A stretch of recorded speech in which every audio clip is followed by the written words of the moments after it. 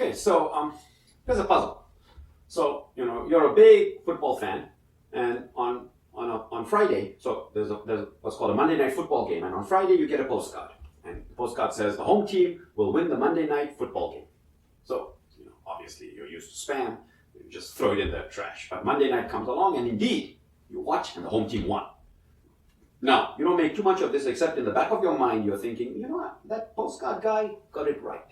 Okay. Next Friday comes along, and you get home, and you see, oh, there's a postcard from what looks like the same guy. And it says, away team will win. So, you throw it in the trash, obviously. Okay. And so, you're used to this stuff. It doesn't take you a second to throw things in the trash. And so, but anyway, Monday comes along, and you watch the game, and, sure enough, the away team won. And now your mind is going back and saying, wow, that guy got the first game right and then the second game right. And this happens, for 5 weeks in a row.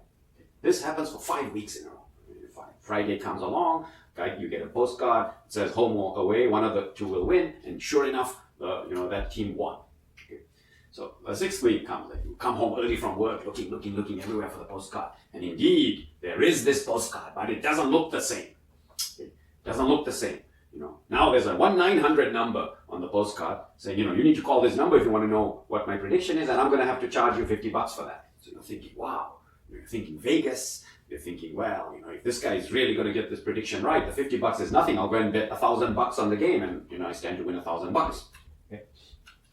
So, the hypothesis here is that this guy's a perfect predictor, or at least a very, very good predictor to get 5 in a row. Okay. Now, the question I'm going to ask you, and this is the puzzle. Okay. So, immediately you look at this, and whenever someone charges you for something, you say, this is pure nonsense, this is a scam, and you throw it away. So, indeed, that's a perfectly valid thing to do. Throw it away and forget about it and just go and have dinner. Okay. Or, because we're all machine learning people, we can say we've got data, this guy predicted correctly for 5 times in a row. Okay, and he's asking $50, but I'm going to ask a different question. Okay, so it's probably a scam at $50. Okay, but how much would you be willing to pay for this guy's prediction? So if he had put $25, would you pay? If he had put $5, would you pay? If he had put $1, would you pay? Okay, so how much would you be willing to pay? Now, some of you might just say, I'm not going to pay anything. I'm not even going to pay a cent. And I say, that's not very rational. So we're trying to approach this rationally. How much would you be willing to pay? So pause the video, okay, come up with a number, and then let's see if we can analyze, what's going on here. Okay, so I'll give you 1, 2, 3, 4 seconds. And if you pause the video and are coming back and you've got the answer, great. Let's see if we agree. Okay. Now, lucky for you, you took machine learning from data and you learned about, shattering and complexity and so on and so forth. So let me put this puzzle in the context of machine learning. Okay. And who are you? Okay. You might think, well, I'm just a person. No, you are a hypothesis. Okay. And what are your data points? Your data points are the 5 games. Day 1, day 2, day 3, day 4, day 5. So 5 games occurred, and on these days, you predicted 1, 0, 0, 1, 0. Let me pass that for you. You predicted home, away, away, home, away. Okay? And indeed, all your predictions were correct. Well, it wasn't actually you who predicted, but you got the predictions. Okay? And you think of yourself as being the implementer of this hypothesis, or the reader of this hypothesis. So you saw one hypothesis that fit all your 5 data points correctly. Okay? And as far as you are concerned, you have a single hypothesis that worked. You have a single hypothesis that has been verified on 5 data points. And we can now, apply Hofting bound and this and that and this and that, and try to see, what are the chances that, this guy is worth $50 for the next prediction. Okay. Now, what you are going to pay this guy, depends on, so you can think of yourself as a hypothesis that has in-sample error 0. Okay. And one of the fundamental lessons in this course is that just getting the in-sample error 0 is not enough. You need to have the link from E in to E out. And that link comes providing you haven't tried too many things. Okay? But wait a minute, you're just the single person who got the prediction, and that's where you are falling for the scam. Okay? So, how do you know that what's going on behind the scenes is a hypothesis set of just one, which is you? Okay? So now let me show you what might have gone on behind the scenes. On day 1, okay, your smart postcard mailer, sends to 16 people all predictions of home game and sends to 16 people all predictions of away game. So nothing to stop him from doing that. Okay, that's fine. And then you were one of the people who got all the predictions. You were one of the people from the 16 who got home predictions. Okay, and sure enough, you got it right. Now, what happens on day 2? Okay, on day 2, for the next Friday's prediction, this guy knows who he mailed out to. So what he does is he ignores the people who he got it wrong for. Okay, all the people who got it wrong for, and focuses on the people who he got it right for, which includes you. Okay? And now mails out another 16 postcards, but on the second day, half of these people will get home, and half of these people will get away, and you happen to be one of those who got away, and that happens to be correct. And okay, so on day 3, what does he do? He ignores all these people who he got it wrong for. Because, as far as they're concerned, they're looking at him as a completely useless, predictor, because he's got one right and one wrong. Okay. He wants to really make an impression. So he focuses on the people for whom he got it right. And, I just put in the other people who he got it wrong for. If he had, tried the same game with the zeros, he would have said half ones and half zeros. Okay.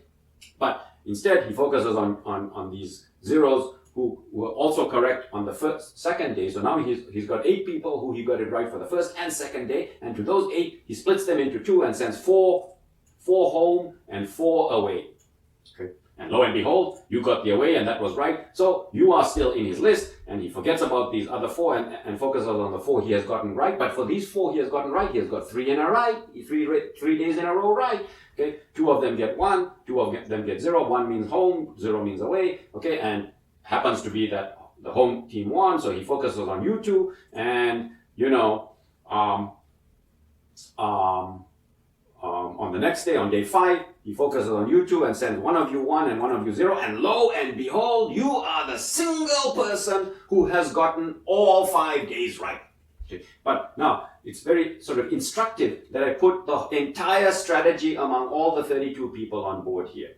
Because, you could imagine that he has surreptitiously, implemented the postcards that have also happened in gray. Okay, why surreptitious? Because he didn't actually mail them out, but he has implemented them. He has evaluated, what would have happened for those guys, in the sense that he knows that they're not going to get an in-sample error of 0. Okay. But now if you look at the hypotheses that have been tried, he has effectively, searched among a hypothesis set which is all 1, then all 1, then 0, then all 1, then 0, 1, and so on and so forth. You'll see that every possible hypothesis on 5 data points is represented here. It's just that he didn't actually mail out the cards. He could have mailed out all the cards. Okay, he could have mailed all the cards, but I just presented the approach that's a little bit more efficient for him. He could have mailed out all the cards, but he didn't. Why? Because he's only looking through this hypothesis set for an in-sample error of 0. And how did he find the in-sample error of 0? He first focused on the first data point and said, which hypotheses among you have in-sample error 0? So U16. Then he focused on the second data point and said, which among you have in-sample error 0? And it's U8 here, U8 zeros who got 0 on the second day. Then he focused on the third data point and said, which among you have in-sample error 0? And then he focused on the fourth data point and said, which among you have in-sample error 0? Then he focuses on the last data point and says, which among you has in-sample error 0? And you're the sucker who gets the postcard for $50. Okay. And now if you think about it, you can see that he has effectively searched this entire hypothesis set for the one hypothesis with in-sample error 0. And he has a hypothesis set which is the most complex possible. It's a non-falsifiable hypothesis set. So this football oracle basically tried every hypothesis. Okay. And now we are asking the question, how much should we pay for this prediction? So we can figure out how to pay for this prediction by asking the following question. I'm going to pay an amount for this prediction that prevents the oracle, this football oracle, from performing this, exhaustive search. So let's see what this exhaustive search costs. Well, he has mailed out, including the one final postcard to me, he has mailed out 1 plus 2 plus 4 plus 8 plus, 16 plus 32. And we all know this, sum of exponential, that's going to be 63. So he's mailed out 63 postcards. If you imagine printing, stamp, effort, and so on and so forth, let's just say 50 cents per postcard. Okay, so 63 postcards, 50 cents per postcard is approximately $33. 33 bucks. Okay. $32. That's approximately $32. So if he was asking for $32, he would have been able to implement this. He's asking for 50, so not only has he implemented this, but he's going to make, something like an $18 profit. So how much would you pay? You should pay much less than $32. If he offered this to you for $1, then you pretty much, if he offered it to you for $1, then just the postcard that he sent you, he's taking a loss on. So if you want to enforce that the only person this guy sent postcards to, okay, then you would pay at most $3. Okay. But if you allow him a little bit of flexibility in his predictions, maybe you'd pay $5. So this guy's predictions might be worth, let's say, $5. Okay, I'm not telling you to pay $5. I'm just saying that this is a principled way to sort of analyze such a question by asking what could have gone on behind closed doors. Could this person have searched a huge hypothesis set, and I'm the sucker who got all the predictions right? In which case, the price I pay should be a price that prevents him or her from searching the whole hypothesis set. Okay, and so, the lesson here is that the in-sample error is 0. Yes, but that's only the second step of learning. The in-sample error being 0 is meaningless without knowing the complexity of the process that led to that in-sample error of 0. That's what's going on in learning. The in-sample error is meaningless, and I mean literally meaningless, unless you know that the process, the hypothesis set that led to that in-sample error being 0 is a simple hypothesis. Okay, let's move on to sampling bias.